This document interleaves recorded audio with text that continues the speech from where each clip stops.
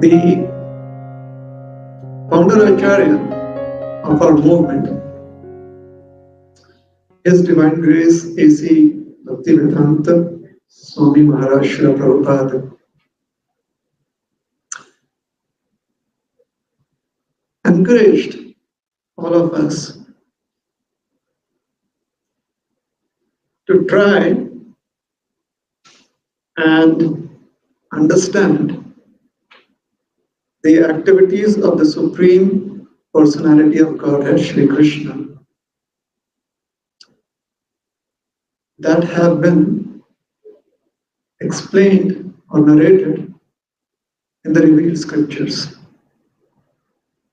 like Srimad Bhagavatam.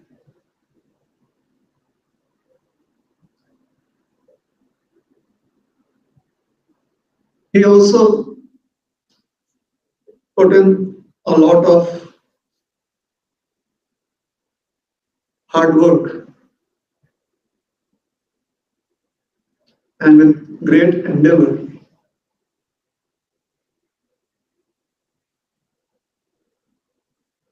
He gave us the English translation along with his purports of the Srimad Bhagavatam. And since then, since the time he has translated the Srimad Bhagavatam in the English language and later on in various other languages,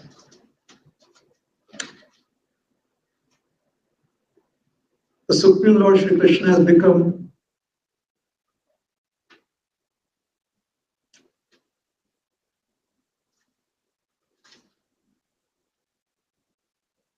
a celebrity, global celebrity.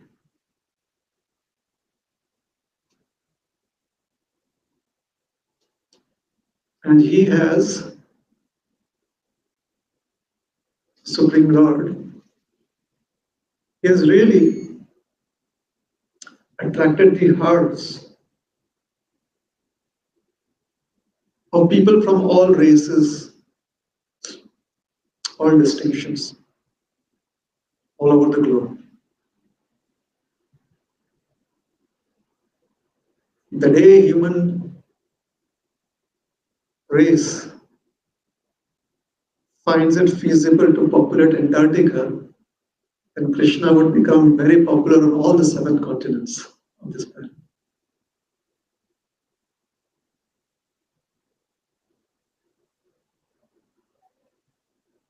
The 10th canto, Srimad Bhagavatam, is divided into several volumes, which you call as cantos, or skandha.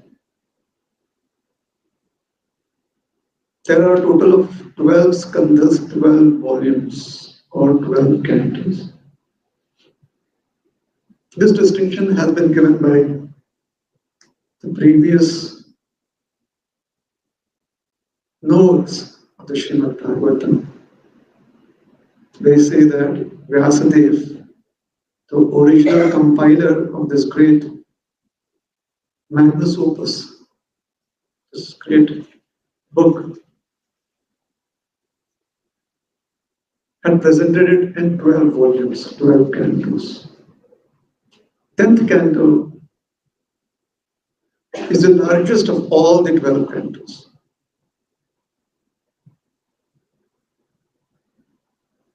And it describes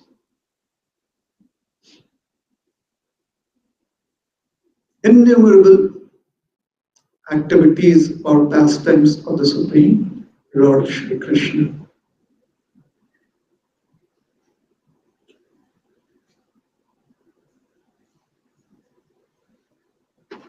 Most of the descriptions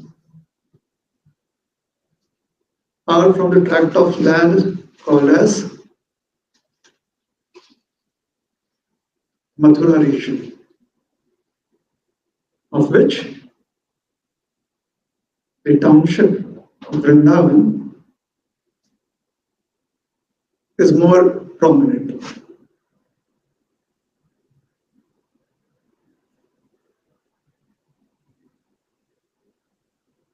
So when Krishna was a little boy,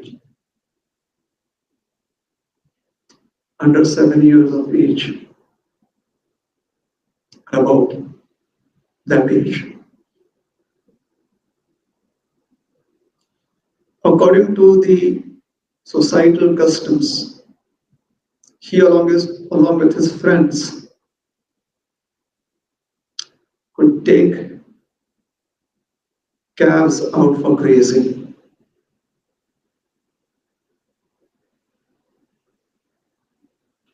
Do any of you know what is grazing?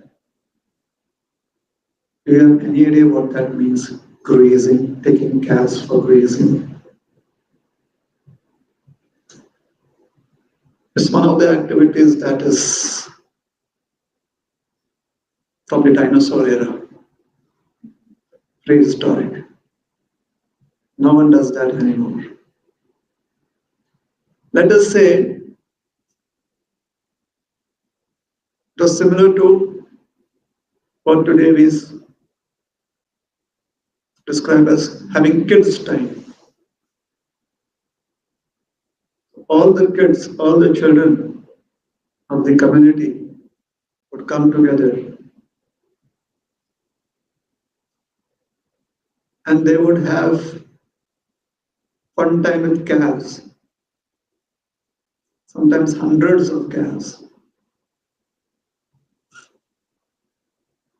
And not only were these children at 7 years of age good with interpersonal relationships, not only did they have strong bonds amongst themselves at that young age, but they also knew how to have good relationships with other species, like calves. Go figure this out.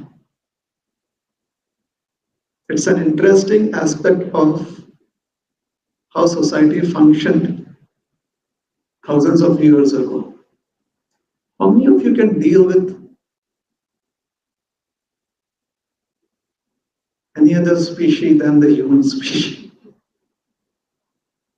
Like every day of your life, hours together. Some of you may have pets, I guess. How many hours of the day can you spend with your pets? We speak about having skill sets, especially interpersonal skill sets. Well, that has gone for a toss out of the window nowadays. Despite so many seminars, you still need the HR department to take care of or to have a good scenario where interpersonal relationships are maintained. How many of you know what the HR department does?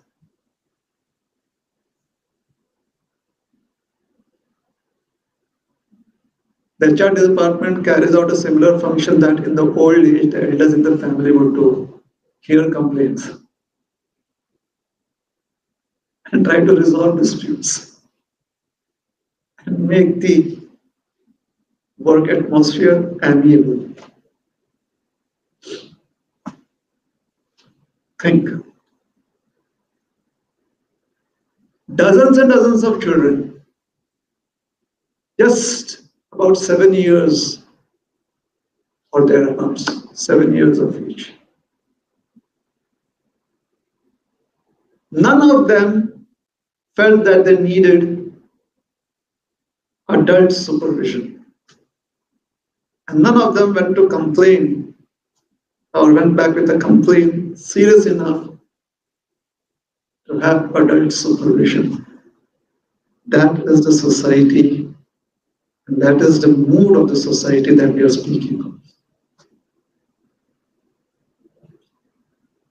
Some of you may think it is over exaggeration. Well, I may not agree or disagree with you. I'm just stating that this is what has been passed down since generations. these narrations. So the children would be happy with each other. They had sufficient understandings amongst each other that they never needed adult interference or supervision. And they could also deal with calves, young cows or young bulls. They could deal with them, not hurt them or get hurt themselves, but learn how to have fun with each other and with the calves around them.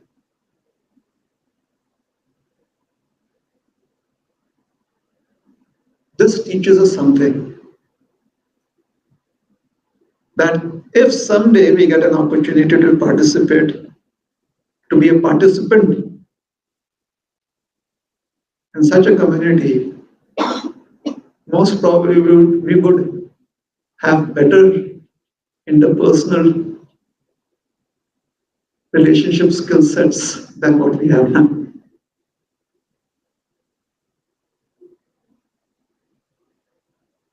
Where we could live and be happy with a host of other people who think differently or individualistically, and we could also learn to live with nature at 7 years of age.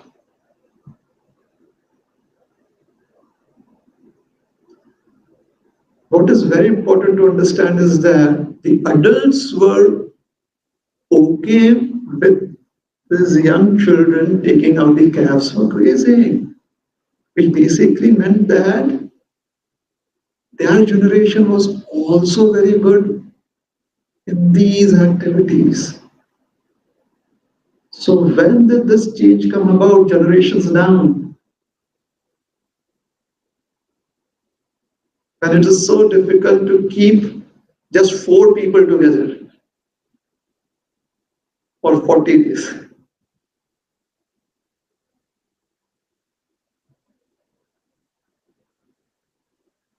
So in the Srimad Bhagavatam, the boys would, Krishna and his cowherd boyfriends, along with the calves, would go to different forests of Vrindavan or the greater Mathura region, which basically meant that these boys knew their directions well. Somehow or the other, they had all the alleys and narrow gullies and roads mapped in their head, because they could navigate through all the pathways in the forest.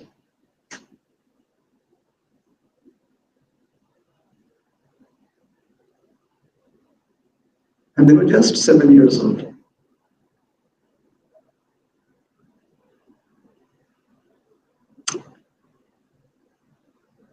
One fine morning, they were playing ball on the banks of the river Yamuna.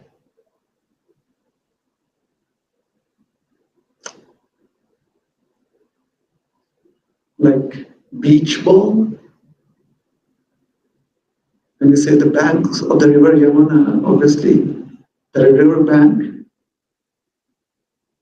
had wonderful beach fronts or beach-like sand where kids could play.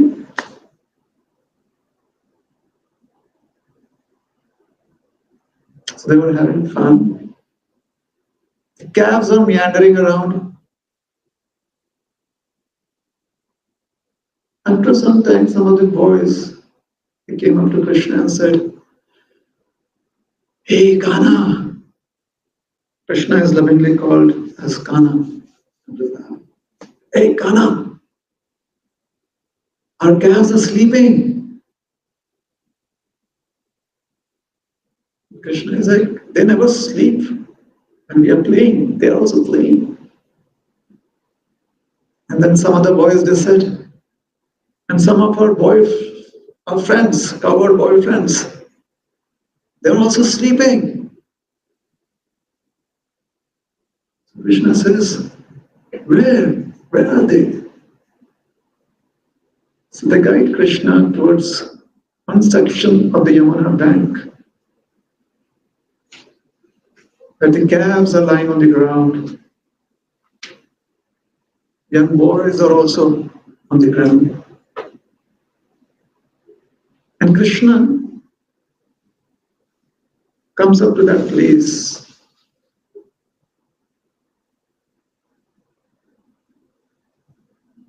And he sees that all of them are unconscious.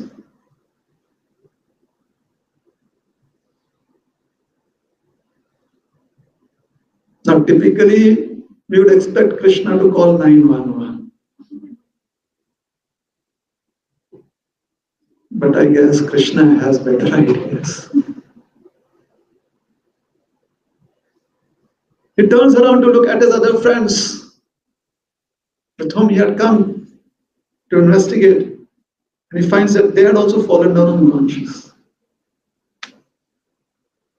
Then Krishna looks all around, 360-degree view, 360 view, all around.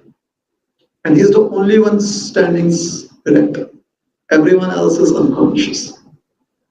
And looks for any calves that are still on their feet. None of them are on their feet. Every calf is unconscious. Krishna realizes that that portion of the Yamuna river needs further investigation. So Krishna, most probably, he must have his trailer van somewhere with his biology investigative set, flasks, chemicals. He does all of that in his head and figures out that the waters of the Yamuna are poisonous. And they're so poisonous that the vapors of that poison rising up from the Yamuna river has rendered that particular few kilometers or few miles of the air poisonous. But most probably, Krishna came from the planet Krypton, like Superman. You know Krypton? He has kryptonite with him. Krishna has some power, is immune to that poison. Or maybe it is Mother Yashoda's milk. Krishna is immune.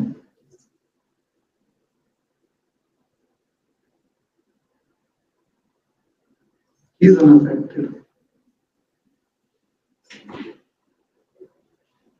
So Krishna decides to access the database, Interpol database.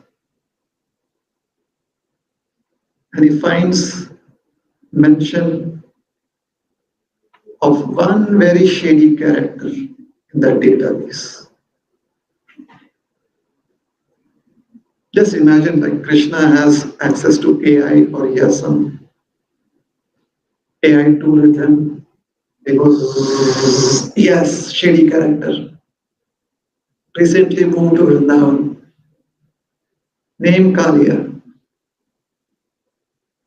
Form snake. Many hoods. Accompanied by his wife's family, extended family. Extremely dangerous because it has so much of hate for everyone in his heart.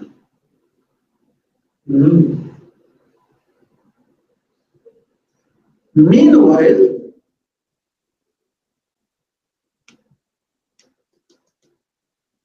one of his favorite friends has escaped from there and run back to the village. He goes, thou, thou, thou. Thou is Balaram, elder brother of Krishna. Thou says, Hare Krishna, what's the problem? Why are you shouting like this? Thou! Everyone has fallen to the ground. So Balaram, Dauji, he immediately starts running towards where Krishna is. And then he realizes that, well, the elders in the village will also be concerned. So he stops. And he tries to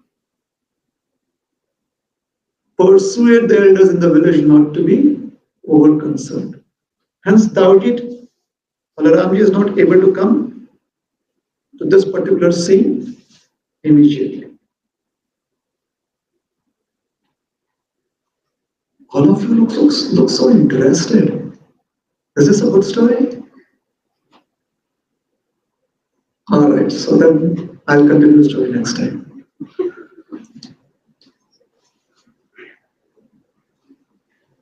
So Dauji is being delayed, Balaram.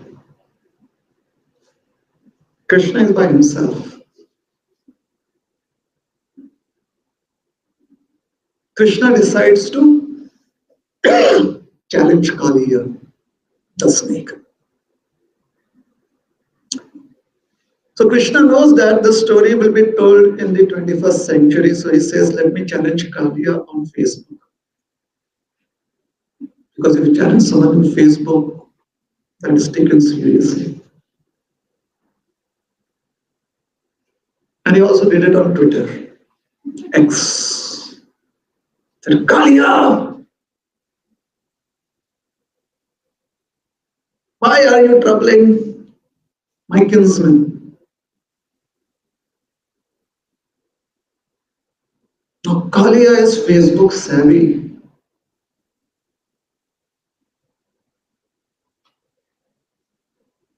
Kaliya cannot tolerate this insult on X, Twitter. Kaliya rears his birds up from the waters of the Yamuna. Dark, sinister, and yet fulgent.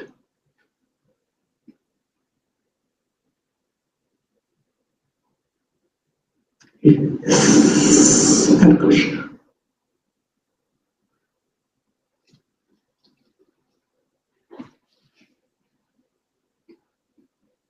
Krishna takes a tripod, puts his iPhone on selfie mode, video mode, pan camera, zoom, filter. And after doing that, he jumps on Kaliya's herd. And that is how we also have digital evidence of this event.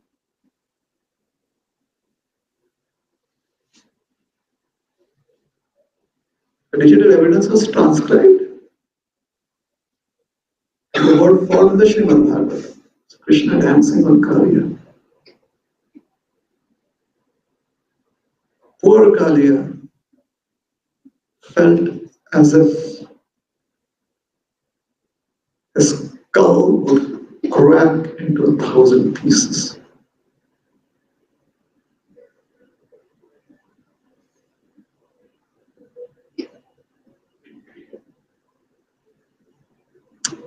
Krishna finally offered him a deal. I let you live if you leave my village and never come back and leave with your entire family. So after hours and hours and hours of trying to subdue Krishna, Kaliya realized that it was impossible.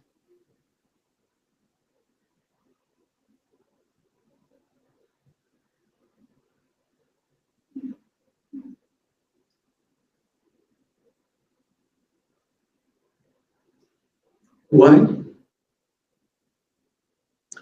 Because you see, hate, anger, disdain,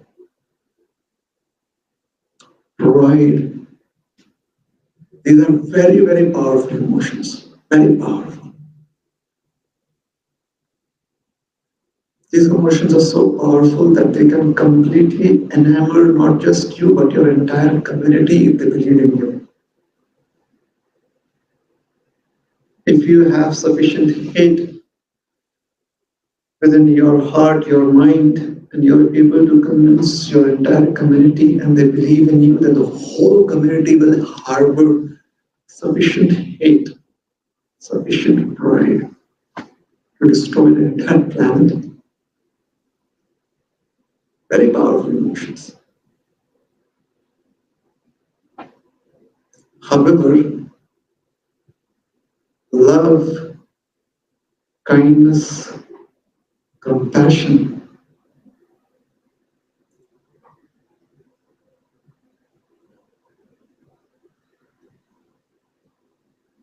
are seemingly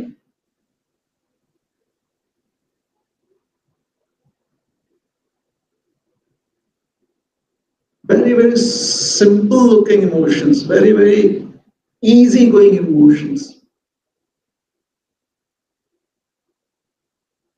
But their power and intensity, the power of love, the intensity of love, a drop of that can easily shatter liters and liters of hate.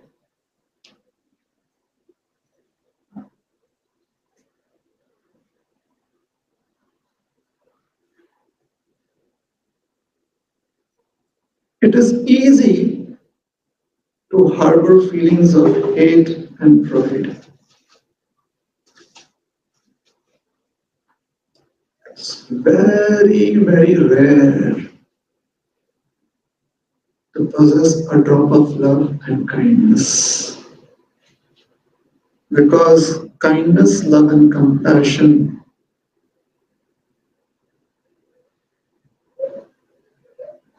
only exist when your only motive is to be a selfless servant.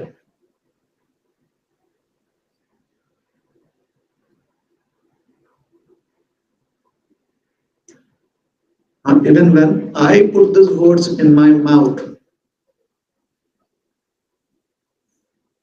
I find myself unqualified to speak such high sounding words.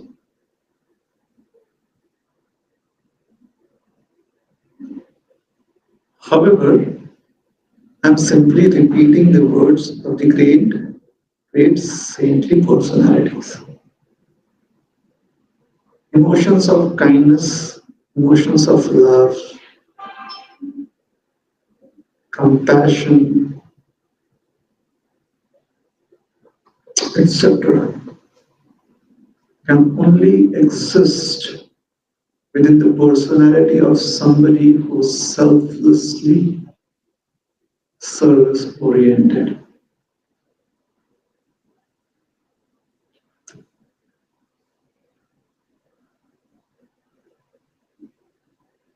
In order to have hate or unkindness or pride, arrogance, etc.,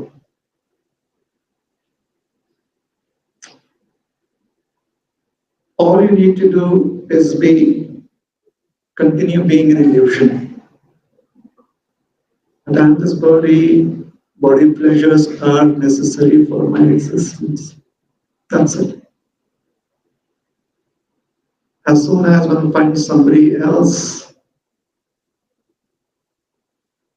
and their existence seemingly interfering with our bodily pleasures, the pleasures that we seek, you have hate for them, you have disdain for them.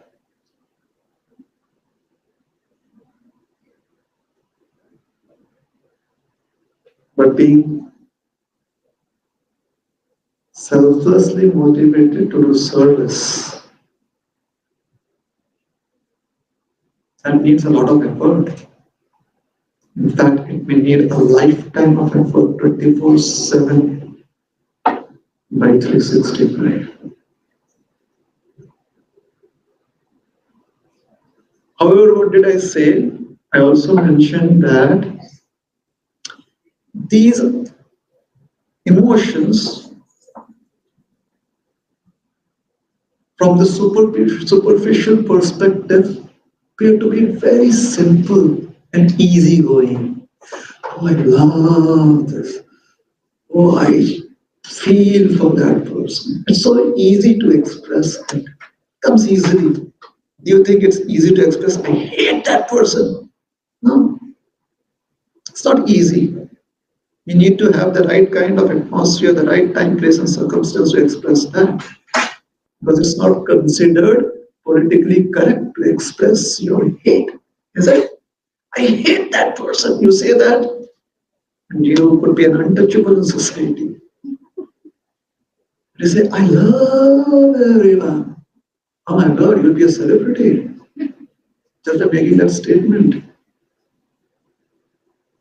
Maybe this is a cue for many of us who are not on Facebook. Your first Facebook post should be, I love the whole world. You'll get so many heart emojis and likes.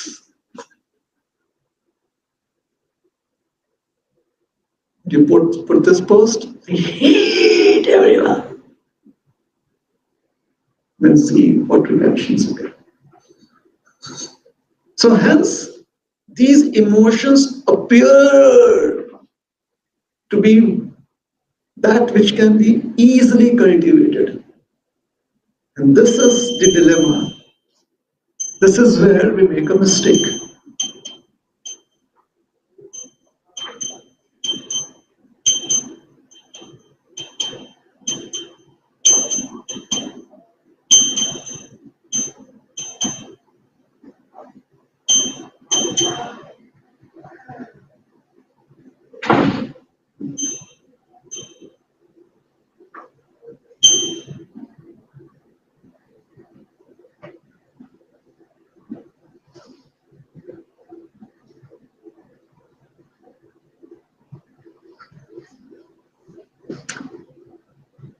The mistake is that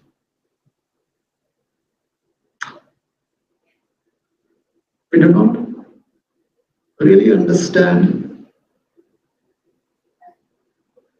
the mechanisms of these emotions.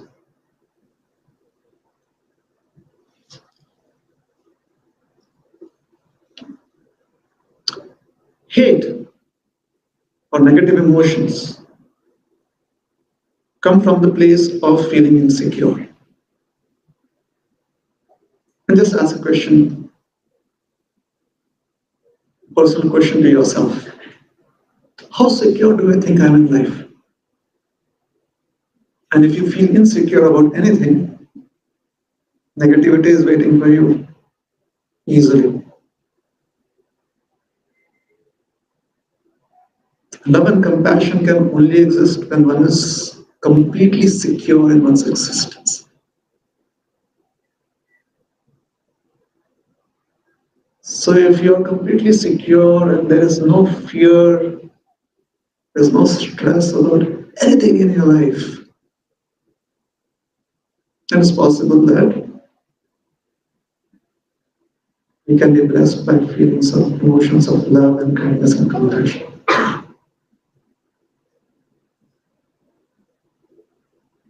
A great saintly personality, Vedanta Deshika, he gives an interesting perspective of a powerful devotee, Prahlad Maharaj. Prahlad Maharaj was thrown into the ocean so that he could drown to death. The person who got him thrown into the ocean was none other than his own father, Hiranyakashipu. He survived. He survived many other challenges. Each one of them was supposed to bring him death. He survived all of that. So later on, he was invited to a TV debate on television. And the host asked him, "Sir, Prahlad Maharaj, sir, how did you feel when they were holding you on that cliff and you were about to be thrown into the ocean? What were your emotions? Did you have fear? Were you concerned about your existence? Please tell us, sir." Prahlad Maharaj said, "I was happy. I was feeling love." This was shocking. The commentator was the host of the TV show. It was breaking news. Prahlad says he was feeling love.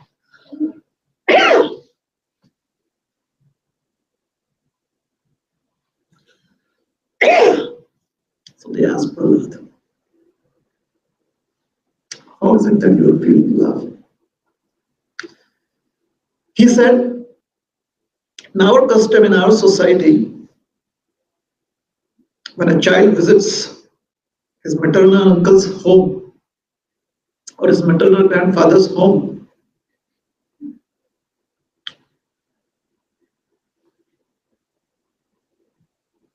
Nana's ghar, Nana, maternal grandfather, says when a child visits his maternal grandfather's home or his maternal uncle's home, Mama, the child is showered with a lot of love." So he says, "What's the connection?" He says, "Well, when I was being thrown off the cliff, I was going to a maternal grandfather's home." "How's that?" "Oh, you see,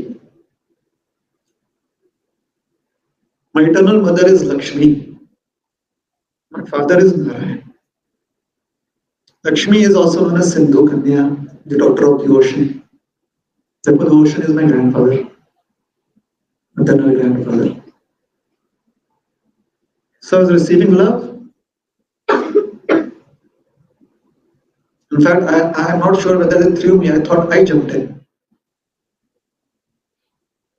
into the arms of my maternal grandfather." This is the perspective of Vedanta Tishika Swami. Being secure in one's existence.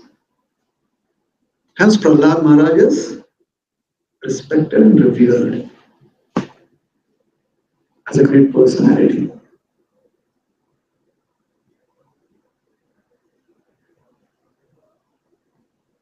So, Kalia had hate,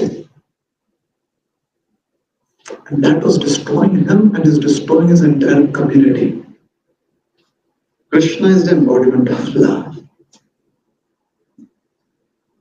Therefore, he was very happy dancing on Kali, although Kali was trying to bite him, inject him with poison, deadly poison.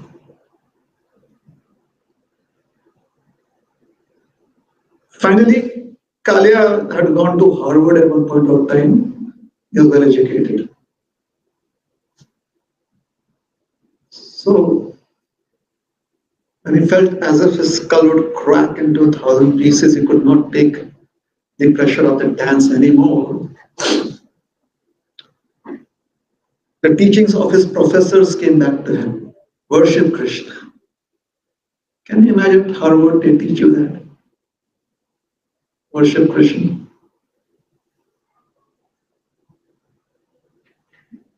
Well, the Harvard said Prahlad went to the taught him that. Kalia went to the taught him that. So immediately worship Krishna. Krishna says, please leave this place, don't come back again, because even if you change your ways and mend your ways, people would be afraid of your past record. Give them time. 5,000 years from now, when somebody hears about you in Cincinnati, they are going to have healthy feelings for you because you've given sufficient time. But right now, you cannot be here. Leave this place. So Kalia went to a far-off island known as Ramanak Island. Now, for hours, Krishna had been in the waters of the Yamuna. Sometimes you're dancing, sometimes you're swimming around. Oh my God, she started shivering with cold. Because if you've been in water for a long time, as soon as you come out of the water, you feel the cold. Till the time you're in the water, you feel warm enough. When you come out of the water, there's definitely a change in temperature. Krishna started shivering with cold. So what did Krishna do? He found a hillock and he climbed to the top of the hillock so that he could receive the sun's heat. Smart thing, see?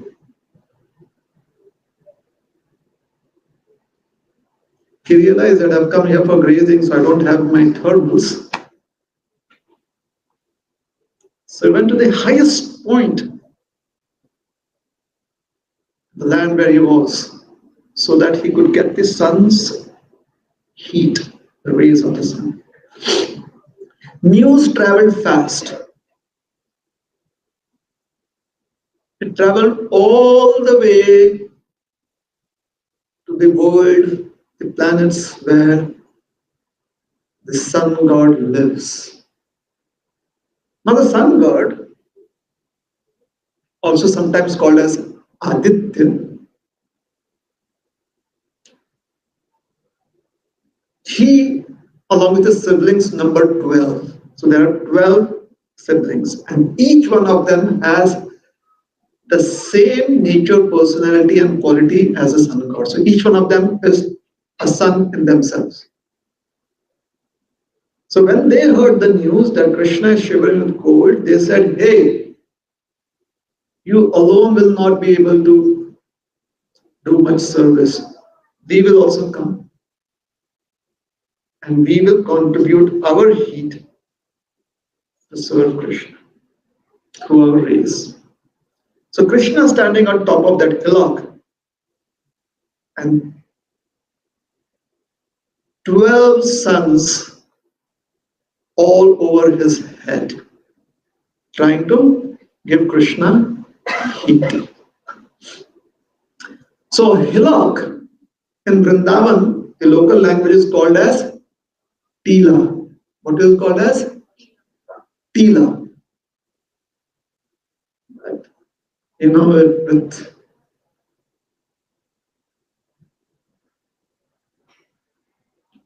long words, sometimes you find a shorter version of it.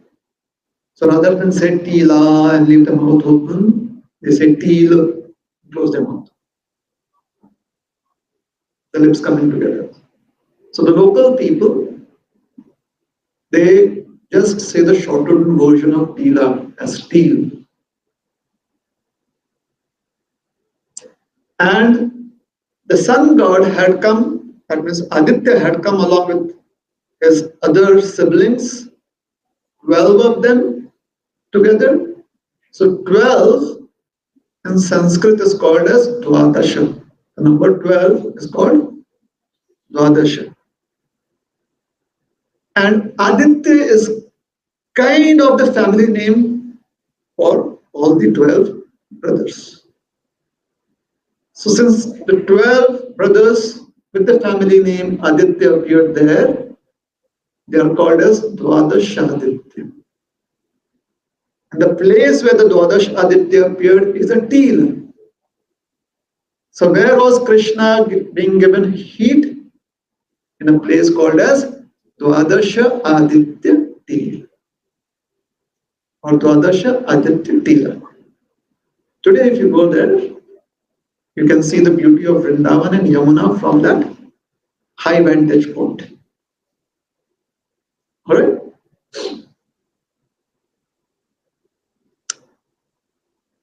After that, Krishna performed numerous other pastimes. Years passed, centuries passed. About 4,500 years later on, or about 500 years from now, 500 years back,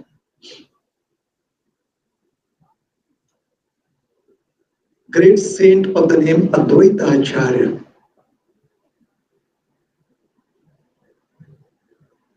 who is also revered by the followers of ISKCON and the Hare Krishna movement and the Gaudiya sect as an incarnation of the Supreme Lord, had come to Vrindavan as a young man for spiritual practices.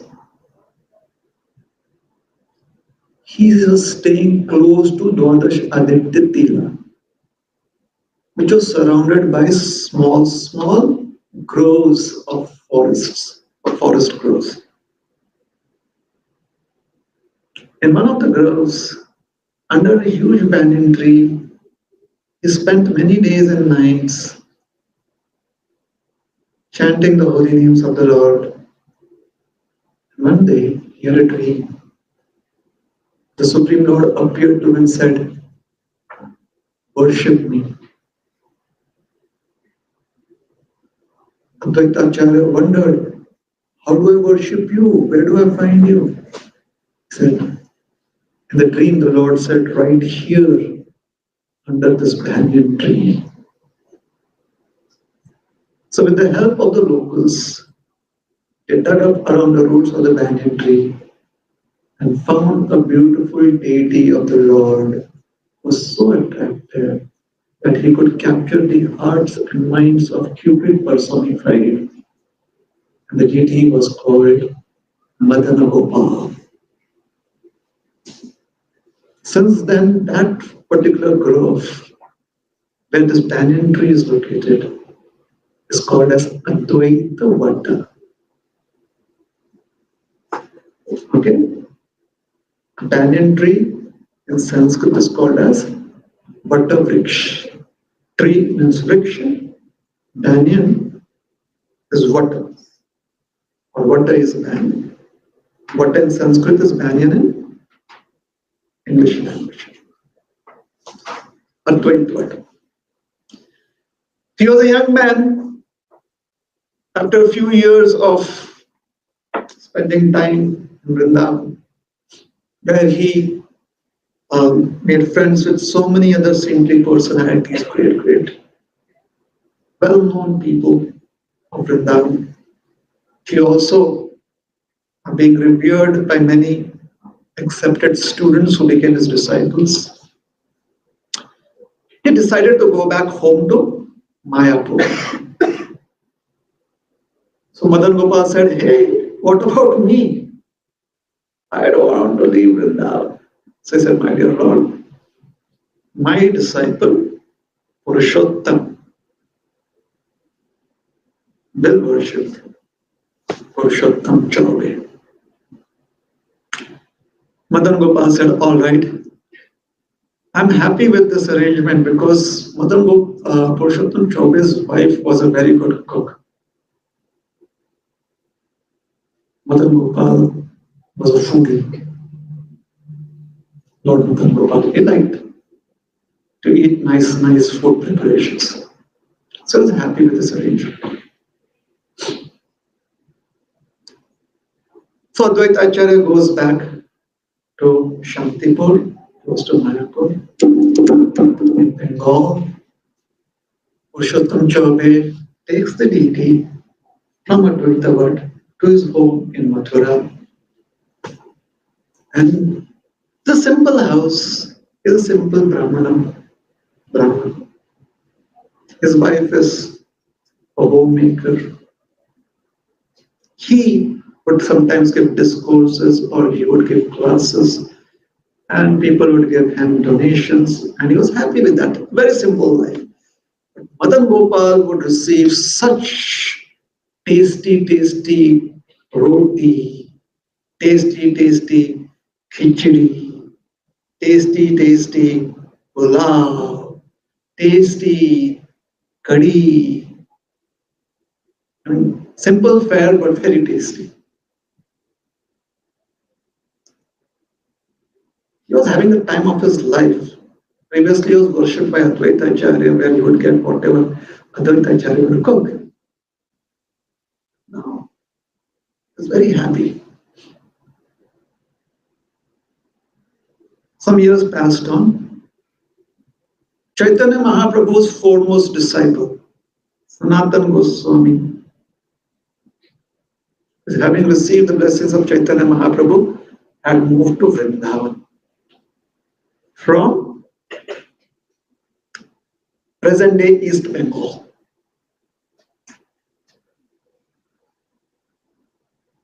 So he would go around begging alms every day, a practice known as Madhukari.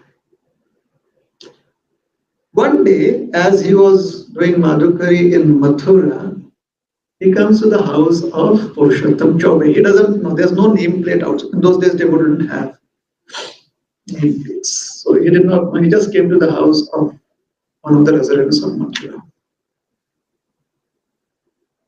And before he could ask for alms, Bhiksham Dehi, he found some boys, little boys, who had been playing in the courtyard, run into the house.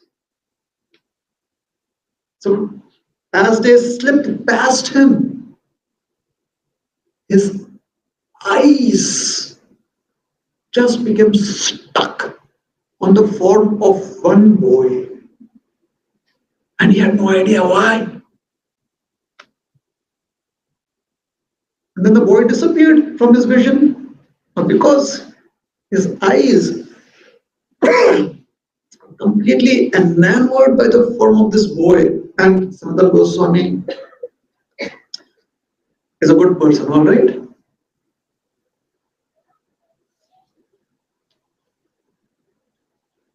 I just want to clarify. He has no records as a child molester. Therefore, later on, he himself was surprised by his actions. His eyes, because they were so much enamored by the form of this boy, that when the boy disappeared, he entered the house through the front door, following the boy, or where the boy's form was. And right when he came to the spot where that vision had disappeared, he looked around and he found himself at the door to an inner room. He peeked inside the room, and the room was completely empty except for the deity of Madana Gopal. He was confused, he was scratching his head, although he was shaven-headed, still he was scratching his head. What just happened? How did I transgress certain society laws, and how did I enter a house without seeking permission? And why did I follow this boy? So he immediately comes out of the house and then says, Bhiksham Dehi, the lady of the house comes out and says, Baba, please take some roti. Wheat bread, roti. Flat bread, made of wheat. Take some roti. So he takes a roti, but he cannot. He just is wondering about that boy. So the next day, he stays in the same place and seeks Madhukari from the same house.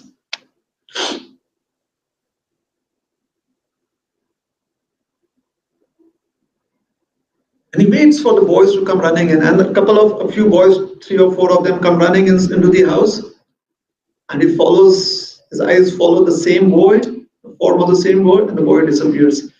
And again he enters the house and he finds himself in the same room. The room is completely empty except for Madan Gopal. He's thinking, what is happening? Who is this boy? Where does he disappear to? At that moment, again he comes out of the house and he asks for alms. Bhikshande. Can I please have some food? At this moment, today, the lady of the house comes into this field of vision from the inner chamber, which could be her kitchen, from the one of the inner rooms.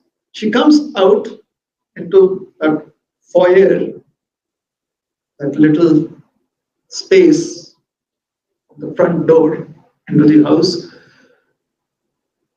and she has a toothbrush in her mouth. It is called a dhatu, twig.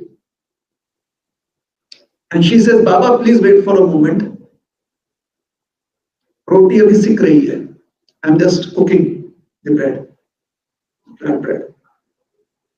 It's being cooked. And she says, Baba, please come into the kitchen. It is very common for saints to be invited, mendicants to be invited into the house. So she welcomes him, comes here and sit. And as soon as it is cooked, I'll offer it to you and you can go on your way. So now he gets invited into her kitchen. He sits some distance away. She's cooking the roti on, what do you call that? Tawa. A pan. A pan. She's cooking it in that pan. When it's done, she says, wait, I'll offer it to my deity and give it to you. So with the twig in her mouth, she goes to offer it to the deity. Now, those who are laughing, they know why. We find it a little interesting. Because there are some laws of sanctity that have to be followed when you approach the deity. And according to one of the norms, you are not supposed to approach the deity brushing your teeth. So Sanatana Goswami keeps quiet. When she comes back with folded hand, she says, Oh mother, Maya, choti nu badi baat. I'm not qualified. But can I ask you for one donation? Please, whenever you go to make an offering for the deity or you're cooking for the deity, please get done with all of your daily chores like brushing the teeth, taking a bath, and then do that. She says, Oh Baba, thank you so much. You have opened my eyes. From tomorrow onwards, I'm going to do that. Sanatana Goswami says, thank you. So that night he again spends in the same village close to that house because he wants to know the mystery of this boy who disappears. The next morning, Purushottam Chaube comes looking for him. And he says, Are you Sanatana Goswami? He says, Yes. He says, My Madan Gopal has told me that I should give him to you. He says, Who's Madan Gopal? He says, Madan Gopal is my child. Why are you giving a child to me? Because my child has ordered me to give him to you. So, how can I do that? I'm a mendicant. He says, my child, she's not just ordered me, she's like, I cannot go against what my child wants. At least please come to the house and talk to my child.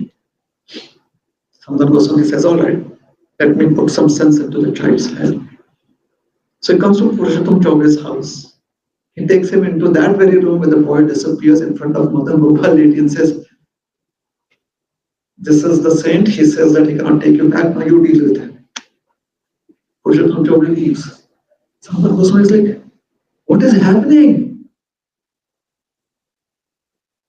No one speaks a word. So he comes out of that room.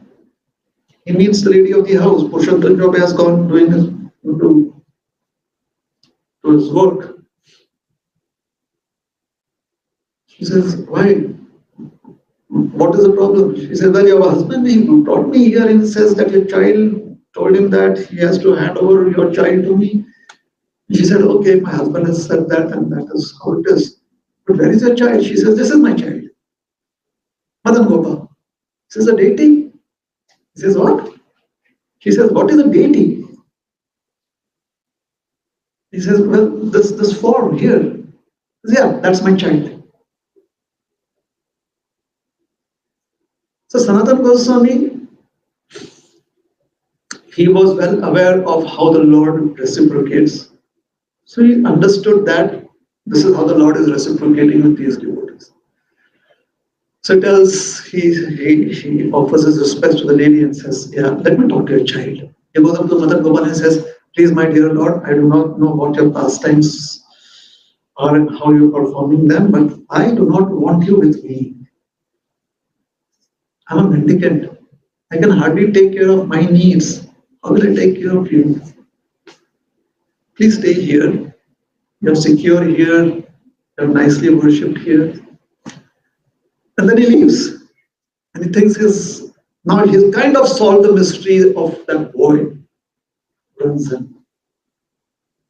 He thinks that he's put two and two together. Like the boy that he sees running in is actually the deity himself. That night, the deity appears to Sanatana Goswami in his dream and says, Mother Gopal appears and says, look here. First of all, you convince my mother to give me late breakfast. Now she doesn't feed me till she has brushed her teeth, taken a bath, cleaned up the whole house, done all the rituals. I don't like it anymore. And since you are the person who created this problem for me, you have to take care of me.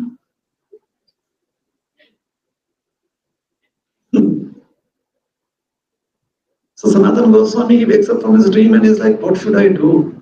The next day, Purushottam Chaubey comes and he tells him, my child has told me that tell that Sanatana Goswami, he better do as I say. And I say no more. So Sanatana Goswami says, all right, he brings the deity with him to the place where he was staying for the time that he was doing Madhukari in Mathura. That place is Dwadash Aditya. He brings him there and he says, see, now you have come. My lifestyle is very simple. I sit and chant Hare Krishna. And when I get little time, I go into Madhukari. I only accept little wheat and sometimes some chana or scrap. And if that is not there, then just wheat. I bring it here. I mix it with some water, put it into fire, let it cook for some time, roast, and then I eat it. It is called bhati. Do you know what is bhati? Mother Gopal keeps quiet. I was not asking. Being asked, right? Or being told, that was Sanatana Goswami telling the deity. Mother Gopal keeps quiet. So please understand, all you're going to get to eat is some bhati once a day. Mother Gopal says, well, I asked for it. So every day you just get some bhati. One day the deity Mother Gopal asked Sanatana Goswami, my dear sir, you are used to austerity. I am used to fine food. Let us find some middle space here. I am not demanding fine food, but give me something better than bhati. At least give me some salt along with it. So Mother Goswami says, today you'll ask salt, tomorrow you'll ask for pickle, after that you'll ask for papad. Where do I get all of that? You'll ask for ketchup. I already warned you. So Mother Gopal keeps quiet.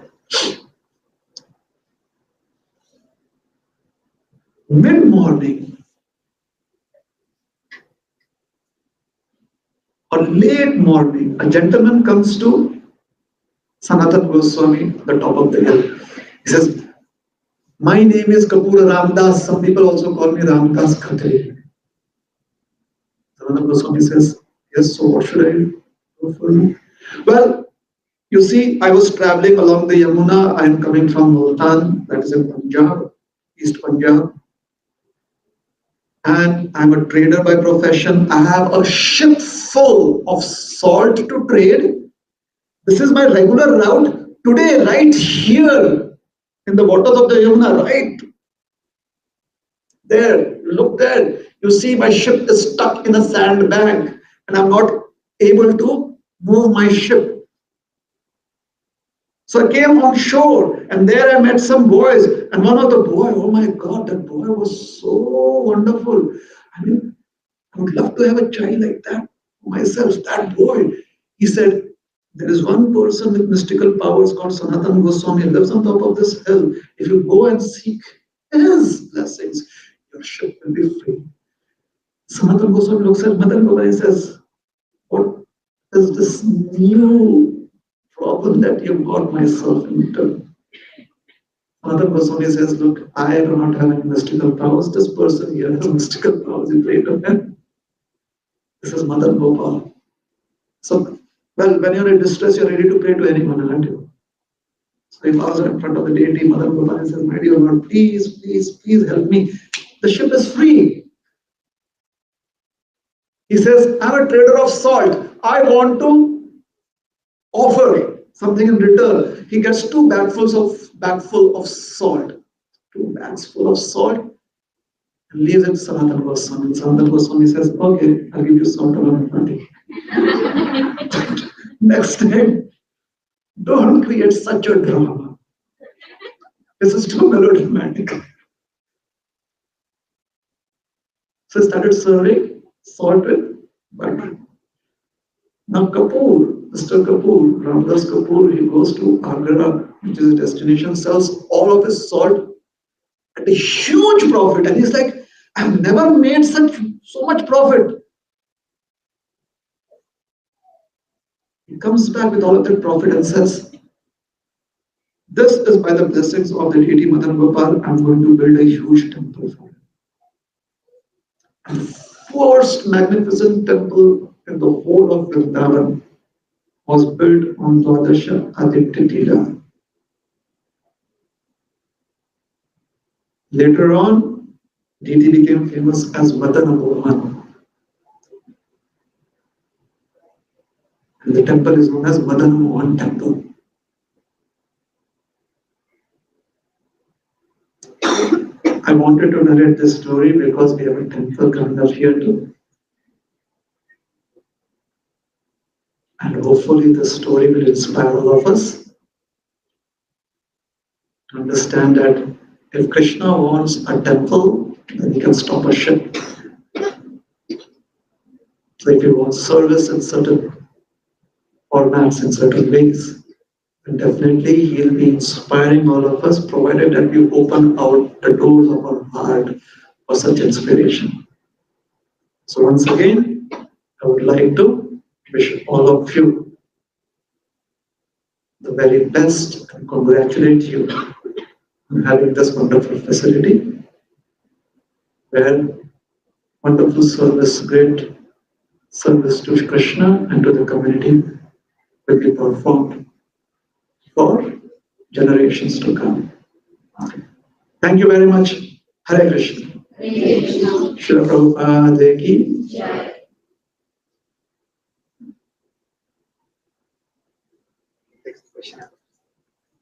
Yes, we have time for some questions and questions.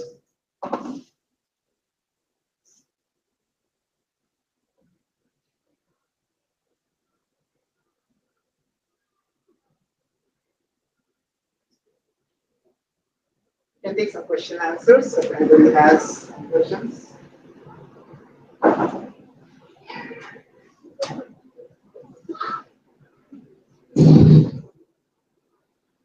I need that verse.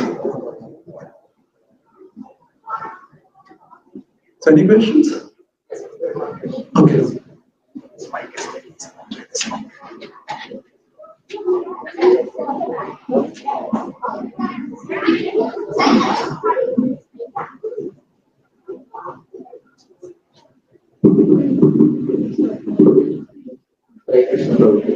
Thank you so much for the amazing story and lecture.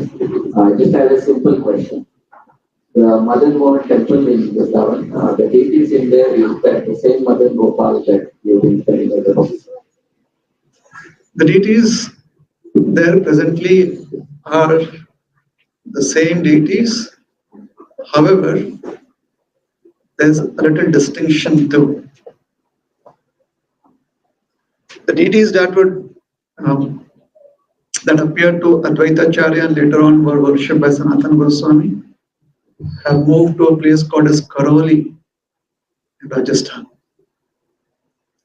However, Madan Mohan Ji has manifested what is called as a Pratibhu form, which is a similar form. So Krishna expands. So deity has expanded another form. So that Pratibhu form, or form that is similar to the original form, Pratibhu means that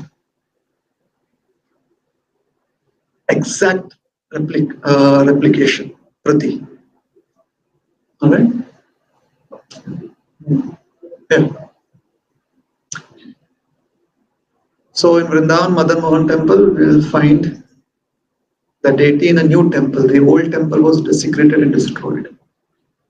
However, since it is such a magnificent structure, the structure is still there. Is that okay? You're welcome. Other questions? Comments, reflections? Maybe you've been to Vrindavan, been to the Madan Mohan temple.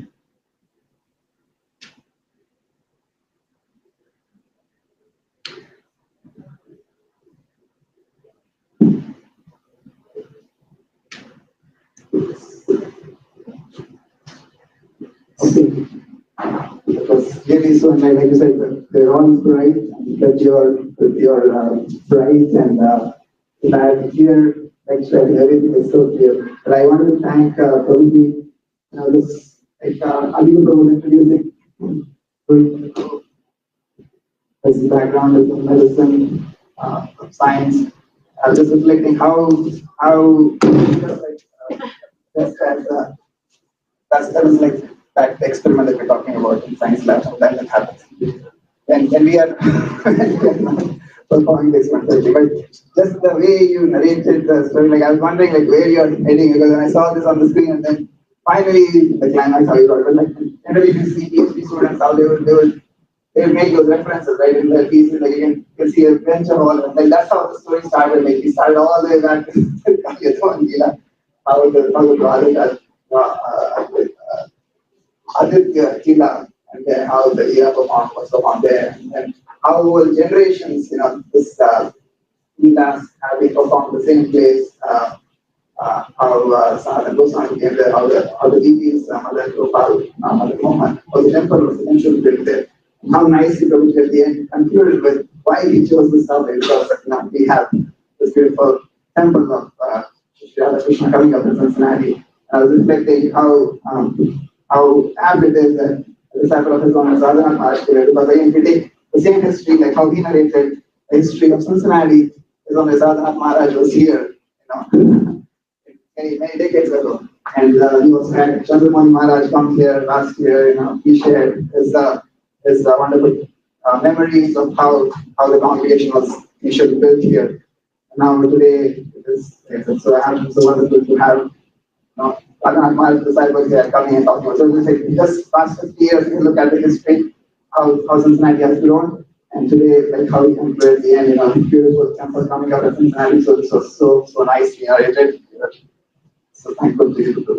So with that, we'll chant Hari Bol 3 times loudly from the bottom of our heart and thank His Grace Rohinipriya Prabhu for this wonderful narration of the first temple that is Vrindavan and the first temple coming up in Cincinnati. Hari Bol! Hari Bol! Hari Bol! Hari Bol! You may be wondering why this is up. If you're not, then now you will start wondering. And this is because I asked them to put this up so that I could, after all the presentation is done, I could conclude with all of us chanting this verse, which specifically glorifies Madan Mohan. Is that okay? Yes. So what we'll do is we'll take it line by line. There are 4 lines here, right? So first I will chant it 1 line and then you can repeat after me. Is that okay? Or should we do it together? Maybe that's better. And the meter is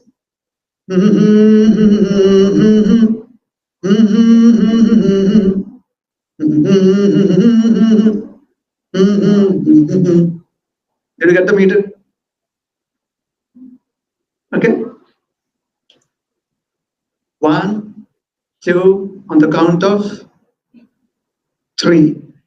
Jayatam suratau pangur mama manda mater gati matsarvasva padam bhojo radha madana mohanau.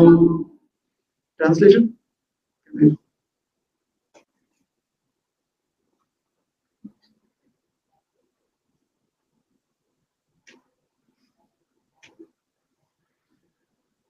So everyone together, can you do the translation? Glory to the all-merciful Radha and Madan Mohan. I am lame and ill-advised, yet they are my directors and their lotus feet are everything to me. Shri Radha Madan Mohan Ji ki Jai. Hare Krishna.